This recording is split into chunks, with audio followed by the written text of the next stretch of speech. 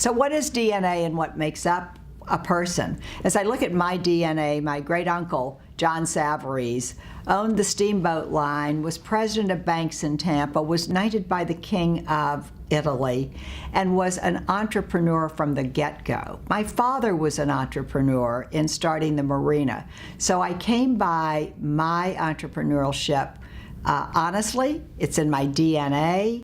Uncle Johnny is the reason that we have a magical cottage at the north end of Longboat as he came south from Tampa bringing mail and supplies and picking up fish. He bought land, and one of those parcels was Land's End, which is still in the family. Well, my childhood at Land's End was pure magic. To have that opportunity to be raised as a child, surrounded by pristine nature, by parents who were adventurous, who loved life, who loved stories. You are offered many blocks in life. Some are not stable, some are very strong, and I was very fortunate that I was given those blocks by my parents. And one was just a positive attitude about everything. And I think that that has held me in great stead in my life. And the second one was passion. My father followed his passion. He wanted a marina, and as soon as the Longboat Bridge was built back in the 50s, off we came from Tampa to Sarasota and to Longboat, and he started a marina. Now, what he didn't know about marinas could fill the annals of Congress, but we learned together. We were a cohesive team. We were cross-trained, if you would. I could throw a cast net, Daddy could throw a cast net, Tommy could throw a cast net. We all cooked hamburgers. We all made beds in the cottages and put fresh wildflowers in them when we had guests arriving. So all of her free time that she had when she wasn't at the Academy of the Holy Names, on weekends and vacations, she'd be at Land's End here with us. And she did the different chores that needed to be done around here. One of the things was that we always greeted people because we were open for business. And that was just sort of something that you grow up with, that when anybody you meet at any time, you ask them, can I help you?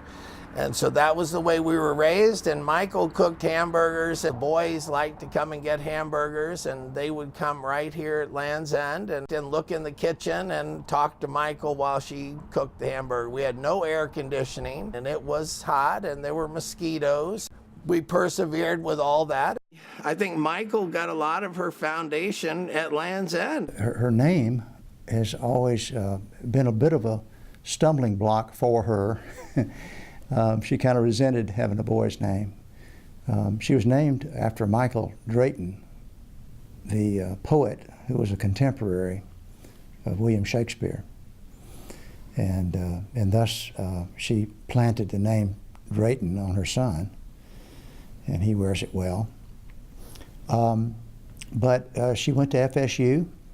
I heard a story about her from a federal judge in Tampa, a lady who was her roommate in college, and said that she quite frequently would enter and exit the building through the dormitory window because she didn't keep regular hours.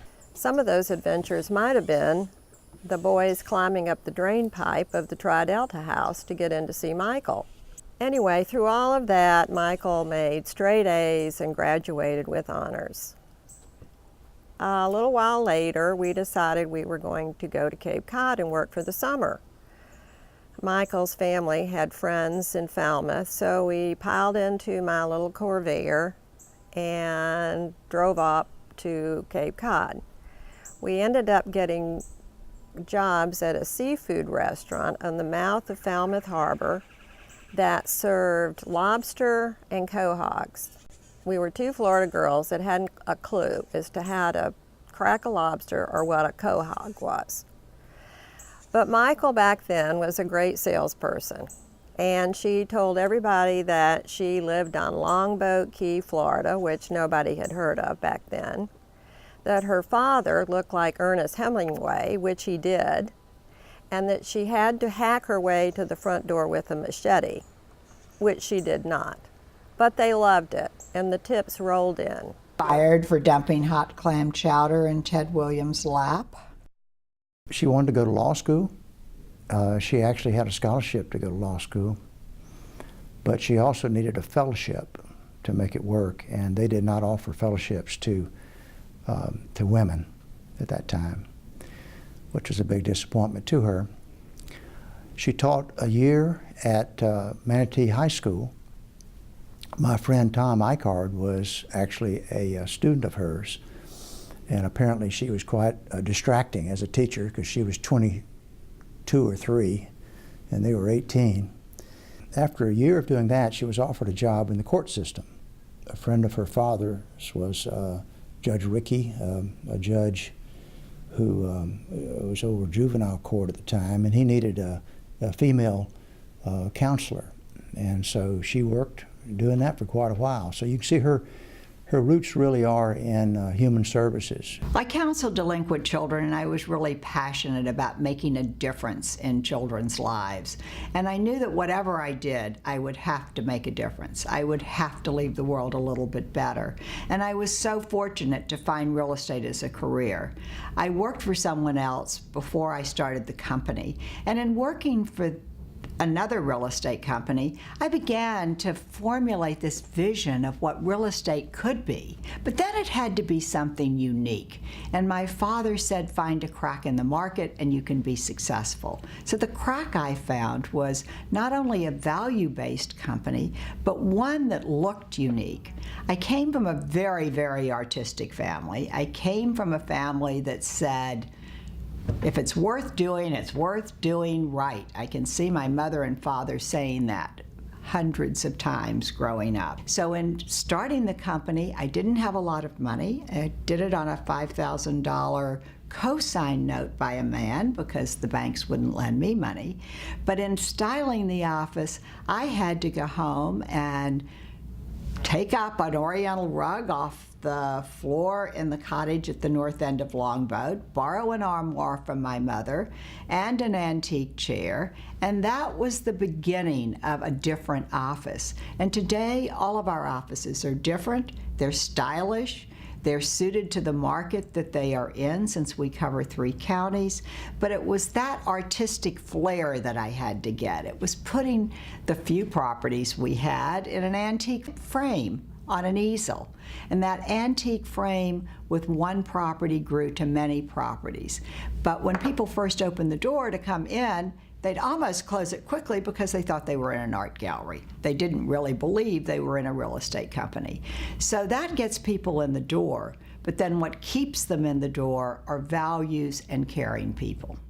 As the company grew and I could carefully analyze who walked through our door, I noticed that we had more and more and a growing international clientele. Being fiercely independent, none of the franchises appealed to me, but affiliations that helped me reach that international buyer were critical, I felt, to the growth of the company.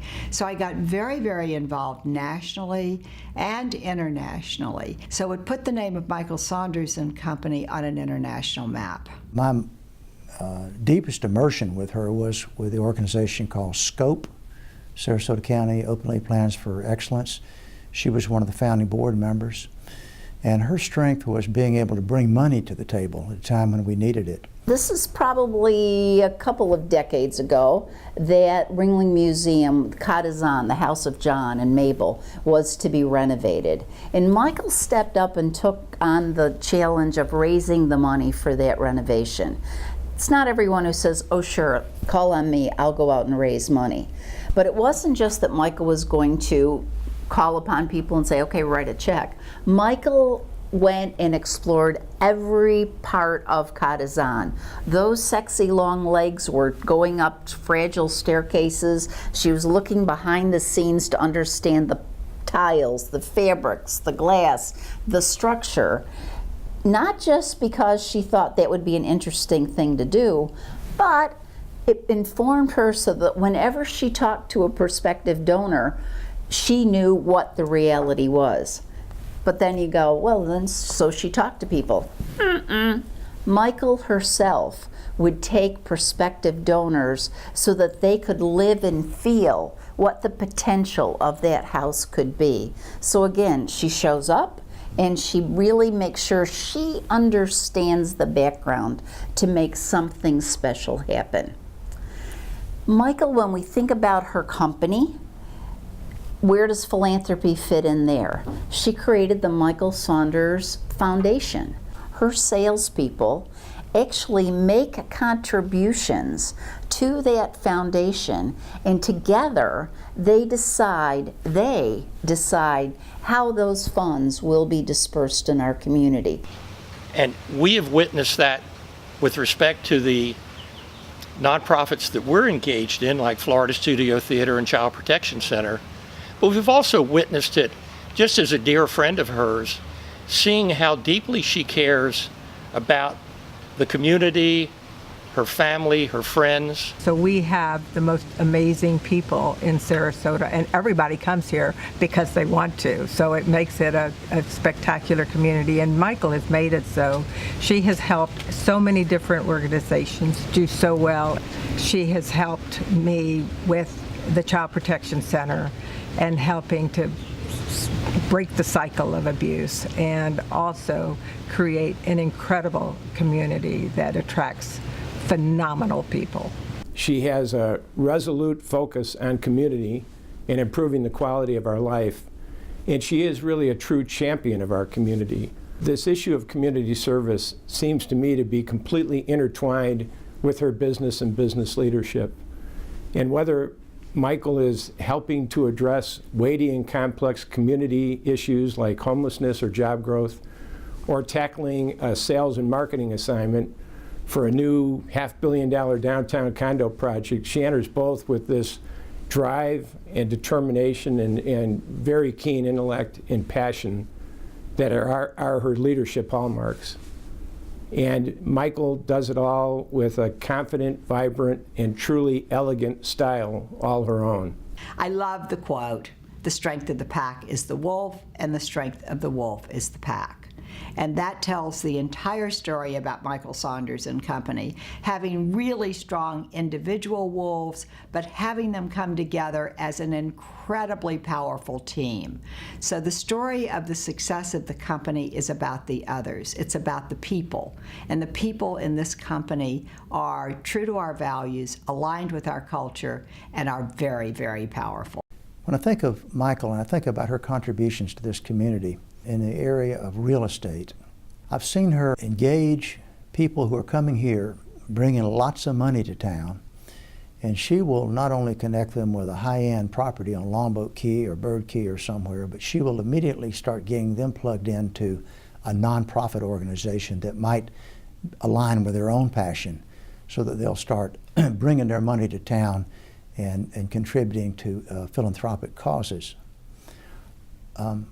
Her contribution to real estate in Sarasota really is on a level with people like Owen Burns and even John Ringling, Charles Ringling, and A.B. Edwards, and some of those pioneers who really made Sarasota what it is today. And not simply a matter of growth, but quality growth.